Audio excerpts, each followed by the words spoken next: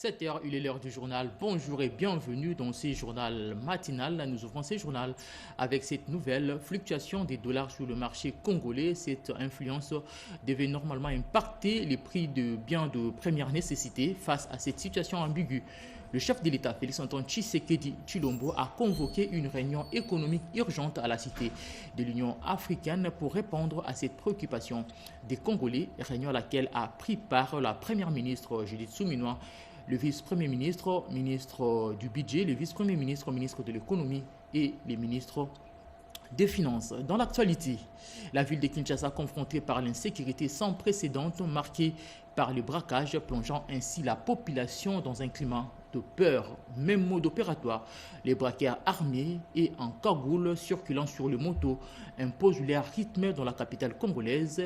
En une semaine après celui de la Raobank à la place Victoire, un autre vient de se produire au quartier Bibois dans la commune de Lancélé. Ces malfrats ont emporté avec eux une somme importante ainsi que quelques biens de valeur avant de disperser la population avec des coups de balles tirés en l'air. L'opération n'a duré que quelques minutes. Heureusement, aucune perte en vie humaine n'a été signalée. Reportage. C'est un cumul d'années d'efforts qui s'effondre en un claquement de doigts. Que c'est horrible d'admettre cette récurrence des braquages à Kinshasa sans que les auteurs ne soient appréhendés. À Bibois, un matin ordinaire de mercredi, dans ce shop, quand soudain, des hommes armés débarquent, tirent quelques balles de sommation, mortifient tout le parage et emportent $8 000, des francs congolais et des téléphones, dans un calme olympien, sans aucune inquiétude, comme des maîtres des lieux. Kinshasa prend véritablement les allures d'un Far West. La police, elle, dont la mission est de protéger les personnes et leurs biens, ne manque pas d'excuses. Sous-effectif, pas de mobilité. Mais ça, on l'entend depuis des années. Ce n'est pas la population qui va recruter pour la police quand même. L'autorité municipale jointe au téléphone se plaint lui aussi. Ce qui est beaucoup plus inquiétant est que ça s'est fait pendant la journée. Et déjà, comme le cas d'aujourd'hui, c'était déjà vers 8 heures qu'ils ont opéré, récupéré les tout et est parti sans pourtant même qu'ils soient interpellés par la police. Nous n'avons pas l'effectif, il n'y a pas de matériel, on ne sait pas quoi faire parce que nous n'arrivons pas du tout à sécuriser cette population. Au finish, il n'y a aucune solution en vue. Les assaillants poursuivront leur promenade de santé, causant mort et désolation, en attendant que la police et ses autorités s'élèvent au niveau des défis. La population devra envisager d'autres méthodes d'autodéfense populaire, même si en face des hommes armés, on n'a que très peu de marge de manœuvre. Un reportage signé Edi Tchala Katala. Autre chose à présent, la ratification de cette loi marque un acte historique et moral dans la mémoire collective à l'Assemblée nationale. La plénière était centrée sur l'examen et adoption du projet de loi portant reconnaissance du génocide commis sur les sols congolais, un projet de loi du gouvernement central appelant à la désignation d'un jour national pour commémorer les compatriotes congolais victimes des crimes contre la paix et la sécurité de l'humanité. Revivons en image ce qui était l'assemblée plénière de ce jour. De prime abord, le président intérimaire de la Chambre basse du Parlement a fixé l'opinion sur les manifestations du personnel administratif de l'Assemblée nationale. À ce sujet, le bureau a décidé de convoquer une réunion avec quelques membres du gouvernement en charge de l'intérieur, la fonction publique, du budget et des finances afin de trancher définitivement sur cette question. C'est ainsi que la plénière a suggéré qu'une commission spéciale soit constituée afin de participer à la solution durable à cette situation. L'honorable Jean-Claude Tshilombaï a informé les députés nationaux que les différentes manifestations des salaires du personnel de l'administration sont dues à la lettre de l'ex-président Vital Kamerhe ayant demandé l'augmentation des salaires du personnel multiplié par 5 et le gouvernement n'a jamais répondu favorablement à cette demande.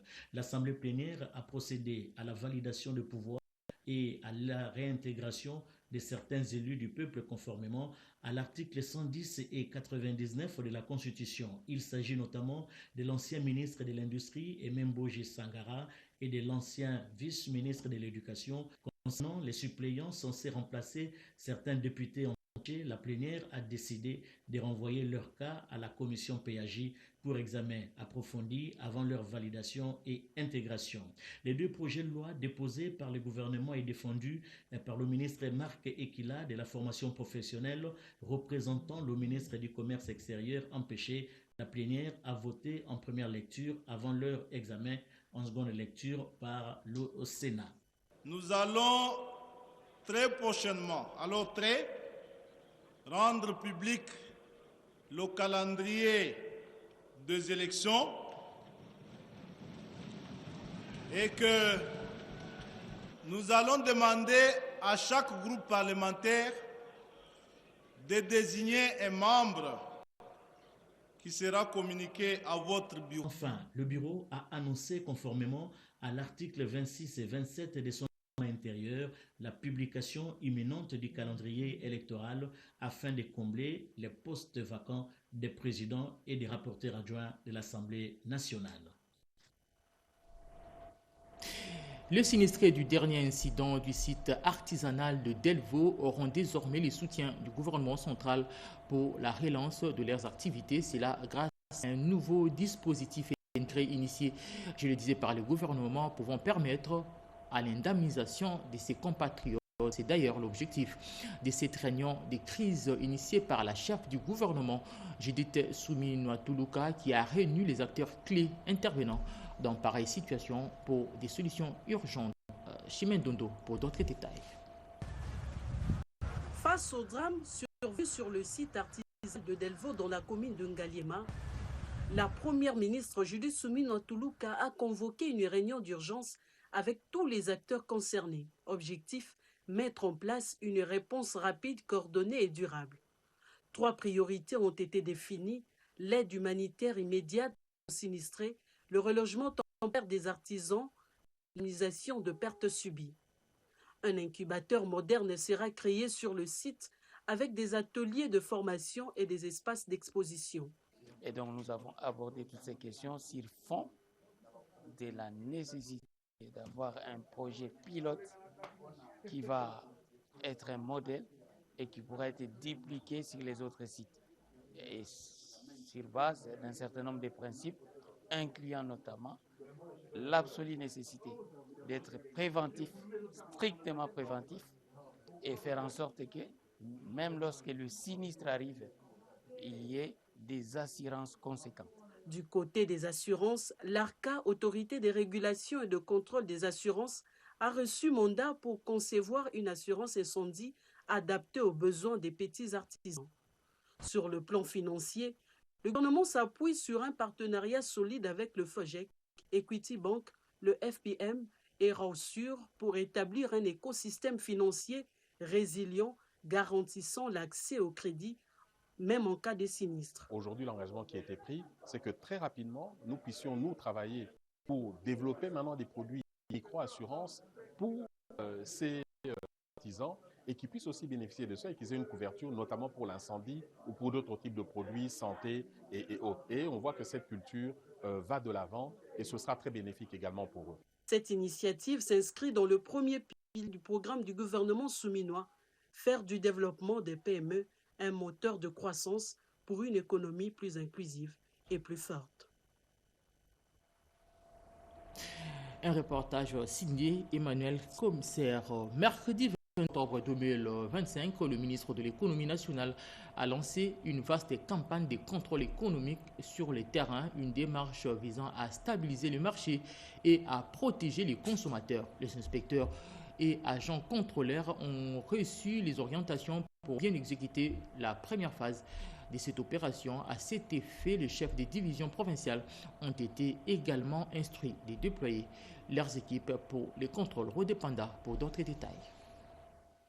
Le ministère de l'Économie nationale a lancé le mercredi 22 octobre 2025 une vaste campagne de contrôle économique visant à stabiliser les prix sur les marchés et à protéger les consommateurs. Les inspecteurs et agents contrôleurs ont reçu les ordres de mission pour la première phase des opérations. En parallèle, les chefs de division provinciales ont été instruits de déployer leurs équipes pour les contrôles dans les entreprises relevant de leurs compétences, notamment le PME. La cérémonie a été présidée au nom du vice-premier ministre de l'économie nationale par Albert Kassongo, son directeur de cabinet, rappelant les efforts du gouvernement avec insistance sur la nécessité d'un contrôle rigoureux et systématique. Tout cela pour prévenir la fraude, la spéculation sur des prix en s'appuyant notamment sur la nouvelle application numérique Talo. Cette mission de contrôle des prix pour Albert Kassongo vise la stabilité des prix et la protection du pouvoir d'achat qui demeure parmi les priorités majeures dans le contexte actuel de fluctuation du taux d'échange,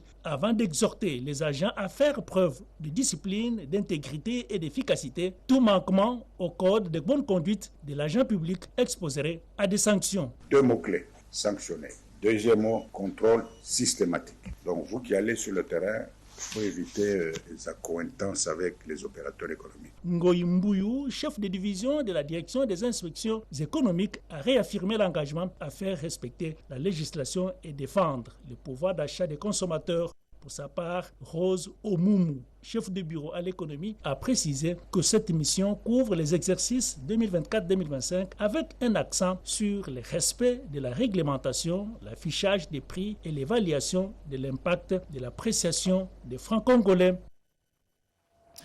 L'Organisation mondiale du commerce vient de mettre à disposition de la République démocratique du Congo une enveloppe de plus de 3 millions de dollars américains pour développer son commerce numérique dans les secteurs privés. C'était au cours d'une réunion qui a mis autour d'une table tous les ministres africains du commerce et une délégation de l'OMC tenue à Genève en Suisse. D'autres précisions dans ces reportages signés Eric Kabamba. Autour de ces tables bien rangées, ici à Genève, en Suisse, tous les ministres africains ayant en charge le commerce discutent et trouvent des solutions aux problèmes qui dérangent quotidiennement ces secteurs au niveau de l'Afrique. Parmi ces problèmes, la transformation locale de matières premières, l'accès au crédit, la faible connectivité routière et énergétique, la fracture numérique et les problèmes climatiques. Ensemble, ils ont mis en place de nouvelles stratégies pour promouvoir les commerces en Afrique, plus particulièrement au niveau de la zone de libre-échange continentale africaine, ZLECAf. Le démantèlement tarifaire et la nécessité d'opérer des réformes au niveau de l'Organisation mondiale du commerce figurent parmi les mesures fortes prises au terme de ces travaux. Juste après, Julien Paluku Kaonga, accompagné du secrétaire général au commerce, s'est rendu au siège de l'OMC où l'RDC vient de décrocher l'accompagnement du cadre intégré renforcé pour accélérer l'élaboration du programme pays. Cette structure de l'OMC, qui appuie le pays moins avancé, vient de disponibiliser plus de 3 millions de dollars américains pour aider la RDC à développer les commerces numériques. Et on avait déjà bénéficié d'un accompagnement du cadre intégré renforcé de l'OMC et il a été annoncé ici 3,5 millions de dollars pour devoir accompagner l'élaboration d'un programme pays pour qu'on choisisse les produits prioritaires qui vont faire l'objet d'échanges commerciaux avec le monde. Peu avant, le ministre congolais du commerce extérieur a échangé avec son homologue marocain. Sur la table de discussion, les deux personnalités ont partagé l'expérience dans le développement de chaînes des valeurs autour de l'industrie des batteries et véhicules électriques.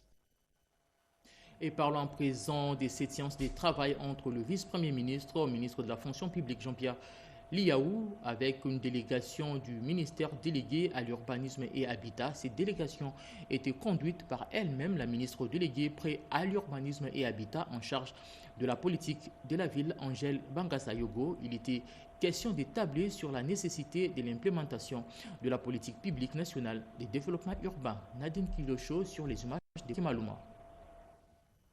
Le vice-ministre de la fonction publique, Jean-Pierre Liaou, a présidé une importante séance de travail avec Mme Bangasa-Yogo, ministre déléguée à l'urbanisme et habitat en charge de la politique de la ville. Au centre des échanges figurait la nécessité de l'implémentation des politiques publiques nationales de développement urbain, notamment par la mise en œuvre des innovations visant à rendre viable l'environnement des villes grâce à une politique de proximité. Les deux membres du gouvernement ont souligné l'importance d'aligner les réformes administratives en cours avec l'ambition du développement urbain. Pour que la République puisse avoir des villes propres, son Excellence nous a donné des pistes et des solutions. Je pars maintenant voir ministre d'État, ministre l'urbanisme et habitat par rapport aux pistes de solutions. Cette rencontre marque un pas de plus vers la matérialisation de la vision du chef de l'État Félix-Antoine Tshisekedi Tshilombo qui place la modernisation de l'administration et l'aménagement du territoire au cœur de l'action gouvernementale.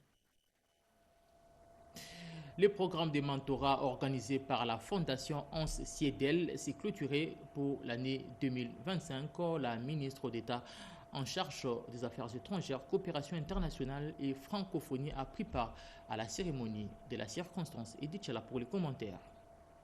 Thérèse Kayikwamba Wagner, ministre d'État, ministre des Affaires étrangères, de la coopération internationale et francophonie, était à la cérémonie de clôture du programme de mentorat 2025, une initiative de la Fondation Hans Siedel dans le cadre de son programme de leadership féminin en partenariat avec le Cercle des leaders juvéniles pour la promotion et la protection sociale, CLEJUPS.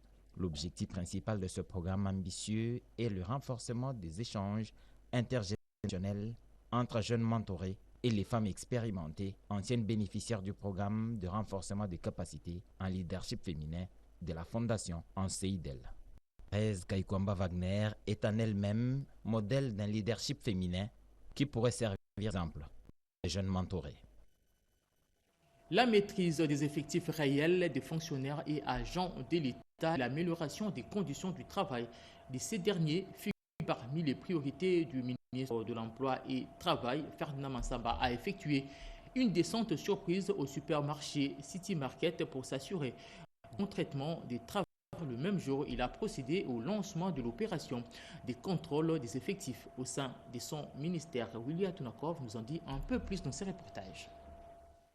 Le ministre de l'Emploi et Travail, Ferdinand Massamba, a procédé ce mercredi 22 octobre au lancement officiel du contrôle national du travail. Après le mot de bienvenue de l'inspecteur général du travail, Ezekiel Piana, le patron de l'Emploi et Travail en RDC a invité les inspecteurs du travail commis à cette tâche à plus de rigueur et de professionnalisme afin d'atteindre les objectifs visés par le gouvernement congolais. Nous sommes ici, c'est dans le cadre de matérialiser la vision du chef de l'État, son Excellence Félix-Antoine Tshisekedi Tshilombo, qui a fait de l'emploi un pilier principal dans son gouvernement. Cette vision qui a été matérialisée par son Excellence la Première ministre, et aujourd'hui nous sommes les exécutants. Voilà. Nous allons lancer à travers la remise symbolique des équipements du travail un contrôle très rigoureux sur toute l'étendue du territoire national. Je demande à l'IGT et les inspecteurs à tous les niveaux et leurs collaborateurs de faire à ce que cette mission réussisse et d'éviter la complaisance dans l'exécution de leur mission sur terrain. Il a, à cette même occasion, remis à titre symbolique les tenues de travail et les cartes d'identification destinées aux inspecteurs. Peu après, pour lier l'acte à la parole, Ferdinand Massamba Wamassa, un véritable homme de terrain, a effectué une visite d'inspection surprise au sein d'un supermarché situé non loin de là, sur le boulevard du 30 juin, où il a constaté certaines irrégularités liées aux mauvaises conditions de travail des nationaux. Visiblement, le nouveau ministre du Travail et Emploi en RDC est résolument déterminé à faire respecter les codes du travail, les nouveaux SMIC et les lois de la RDC en matière du travail, conformément aux instructions reçues du chef de l'État et aux orientations de la Première ministre. Suspension de la procédure spéciale de prise à partie du droit judiciaire. Le premier président de la Cour de cassation évoque la nécessité de réviser certaines dispositions légales. Il a dit lors d'une réunion de travail avec le premier président de la Cour d'appel de la République et les greffiers principaux. Marie-Thérèse Nzeba pour les reportages. Les travaux de l'atelier de validation du répertoire des métiers verts et du plan national de développement des emplois verts font l'objet d'un atelier organisé par le ministère de l'Emploi et du Travail à travers l'Institut national de préparation professionnelle INPP en collaboration avec le ministère de l'Environnement, lancé par le secrétaire général à l'emploi, Donna Baboula. Ces travaux visent à protéger l'environnement, créer créer des emplois durables et à bâtir un Congo émergent à travers l'opérationnalisation de la transition écologique du pays. Au nom du directeur général de l'INPP empêché, le directeur général adjoint Patrick Kayembe Sompi a fait savoir que l'INPP, dans le cadre de la promotion des emplois verts, menait un ensemble d'enquêtes qui a conduit à l'identification de l'analyse des besoins en formation dans les secteurs de l'environnement et la prévalidation de 81 métiers verts répartis en 11 filières, à savoir l'agriculture durable, l'industrie agroalimentaire, les énergies renouvelables, la gestion des forêts et bois, la valorisation des déchets, la construction écologique, la conduite d'engins forestiers, la gestion des érosions, l'eau et hydrogène vert et les compétences transversales. Cet atelier de 4 jours réunit les experts du domaine environnemental, les agents et cadres de l'INPP ainsi que les membres du secrétariat général du ministère de l'Emploi et Travail de la RDC. Et nous venons là de suivre l'atelier sur la promotion sur l'emploi dans un environnement vert. Je le disais, suspension de la procédure, allais-je dire, spéciale de prise à partie du droit judiciaire. Le premier président de la Cour de cassation évoque la nécessité de réviser certaines dispositions légales. La reportage. Nul n'est censé ignorer la loi et la République n'a pas des citoyens d'en bas et moins encore d'en haut.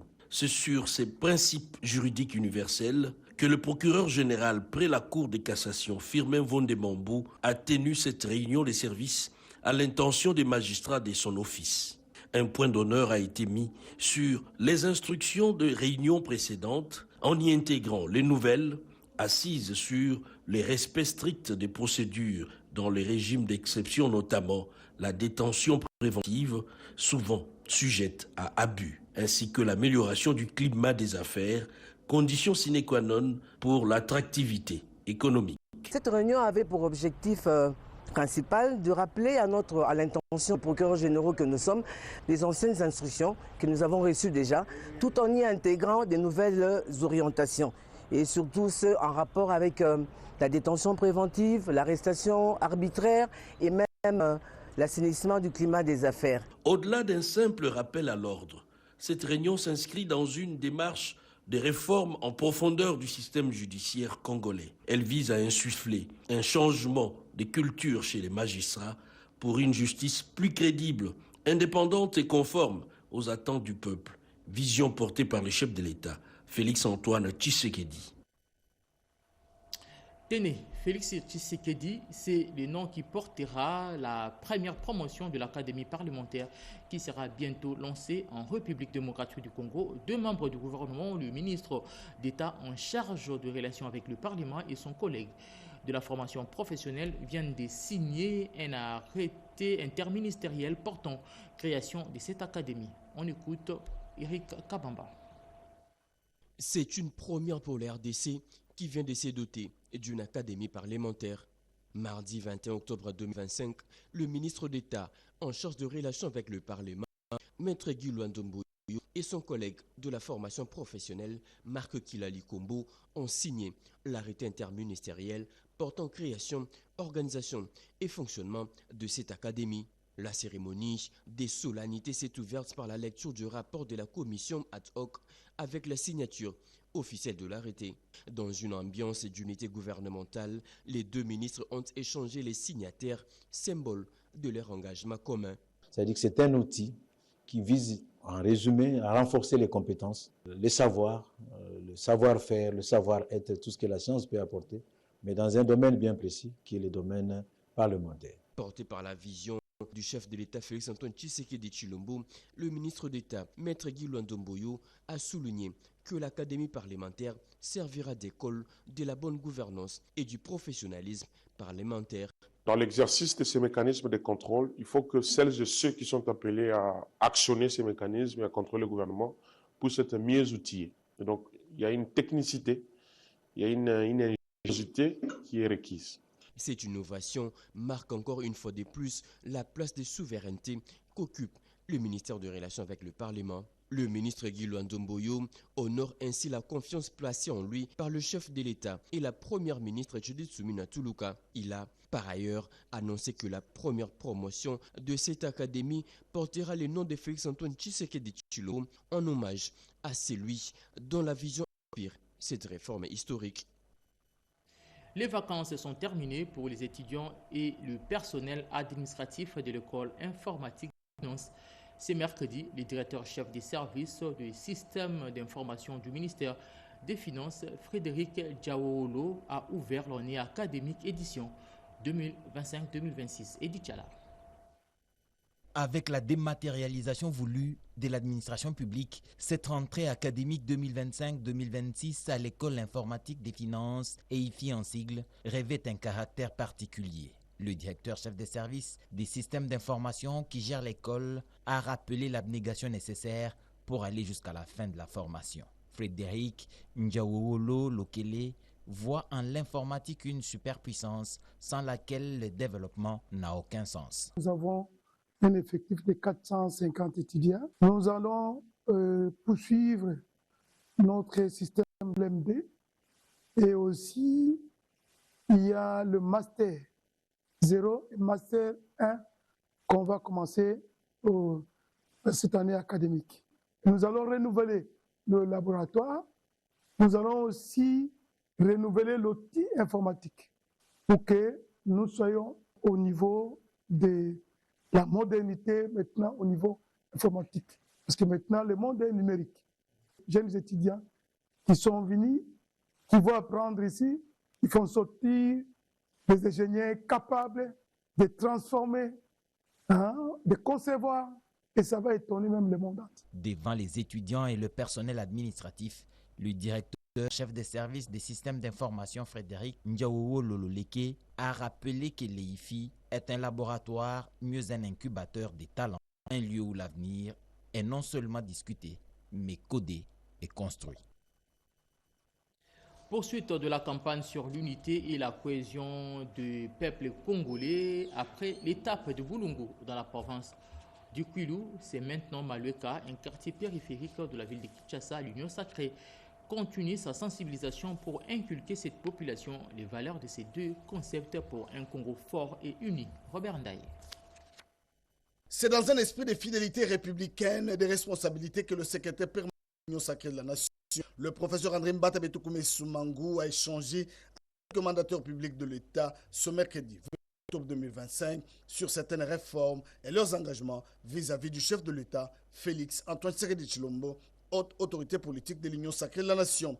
Freddy Yodi Shembo a solennellement signé la charte et le règlement intérieur de l'Union sacrée de la nation, affirmant sa loyauté envers le président de la République, Félix Antoine Tshisekedi Tshilombo, haute autorité politique de l'Union sacrée de la nation. Le directeur général de l'agence des pilotages, des coordinations et des suivis, des conventions, des collaborations, Freddy Shembo, vante les réalisations du président de la République, Félix Antoine Tshisekedi Tshilombo. Le programme sino-congolais que nous avons la charge de coordonner est aujourd'hui le programme qui est en train de donner des résultats tangibles à l'action de son Excellence Monsieur le Président de la République. C'est avec notre programme qu'on est en train de construire les rocades de Kinshasa. C'est avec notre programme qu'on est en train de construire la route nationale numéro 1 pour relier Mbujimaï à Ngouba, de manière à ce que les gens, dans les années qui viennent, soient capables de rouler, d'aller par voiture de Kinshasa jusqu'à Lubumbashi. C'est avec notre programme qu'on est en train de construire l'université de Mbandaka. C'est avec notre programme qu'on est en train de construire la route de Kananga-Kalamambuji, qui est vraiment la route du salut pour l'espace du Grand Kasaï. C'est avec notre programme qu'on est en train de construire l'aéroport de Lodja, de faire l'aménagement de Lumumba-Ville dans le Sankourou. En signant cet acte de loyauté, il montre l'exemple des mandataires publics alignés, engagés et résolument tournés vers les résultats. Sylvie Olela Odimba, présidente du conseil d'administration de l'autorité de régulation du secteur de l'électricité, sollicite l'accompagnement de l'Union sacrée pour la réalisation des objectifs. Voilà, un journal coordonné par Marthe Mangaza, réalisé par Ruben Kumbu et Mamita Bangoulou. Discover Mpongo, Jerry Mawassa, Jean Giseka et Émile Zola ont assuré la partie technique. Prenons rendez-vous avec l'actualité à 13h30. Dans l'entretemps, portez-vous bien et bonne suite de programme sur nos antennes.